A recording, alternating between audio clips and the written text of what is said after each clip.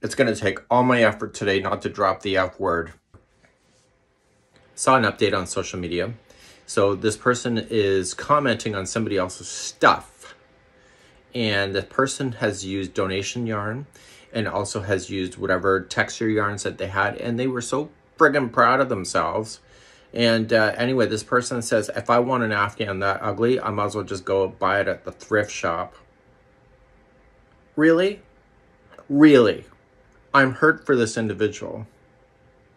I'm actually quite upset about it because when I started to learn to crochet, literally, I did not have the money to buy yarn, and I was a kid, and I got donation yarn given to me from my mom, my grandmother, and yes, I had what this person would say, the most ugliest Afghans, but when you're effing cold and you're creative and you don't have a way to be able to match, you know what? You make do.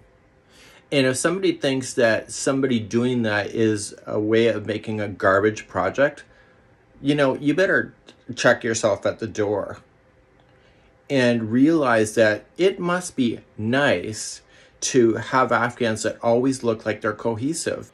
The most ugliest quilts that somebody would ever call them were the warmest and comforted us with love. They were made with our own clothing. But you know what? It kept us warm because we had a wood stove to keep our the cottage warm.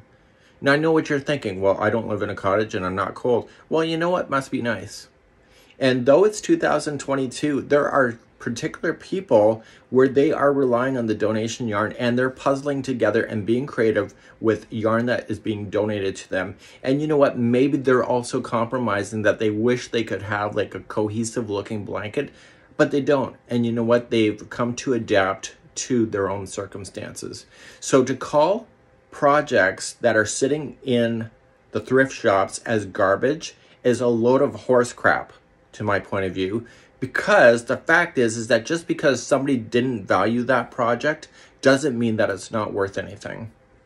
And just because the thrift shop might be putting $5 friggin' on it when you know that's probably the cost of just one ball inside the blanket, that doesn't mean that that project isn't valuable. It will keep somebody warm. And we really, really need to check ourselves in social media. Like God. Like, you know, if you're cold and it's the wrong color, is it going to really matter? Like, honest to God, we need, as humanity, to learn to support each other. So ultimately, we really need a social media check on what we say to other people. So this person is extremely hurt. And you know what? I'm hurt for her because I grew up in the same circumstance of what this person is going through today. And yes, I have choices, but I recognize that I am having the opportunity to do it because this is my business, right? And there are other people that can afford to buy yarn whenever they feel like it, but there's many other people that are literally going from budget to budget, and the cost of a yarn ball may be the determination of whether they buy the yarn or they pay for something they really need to pay.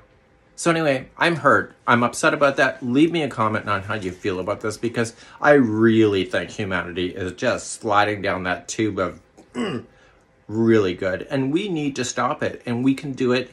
We just have to recognize that we need to support each other, and we need to call out people that are doing that to somebody else's creativity. We need to realize that there's more to the picture, and maybe that person is doing the best we can. And why crap on their parade when they're proud of themselves? Honestly. That's not why we developed the crochet crowd. It's supposed to be supportive. So I guess if you're not going to be supportive of other people's creativity, I don't know why you're here. Because in the end of the day, that's all you have. That's all you have, really. Want to know more? Hit that subscribe now.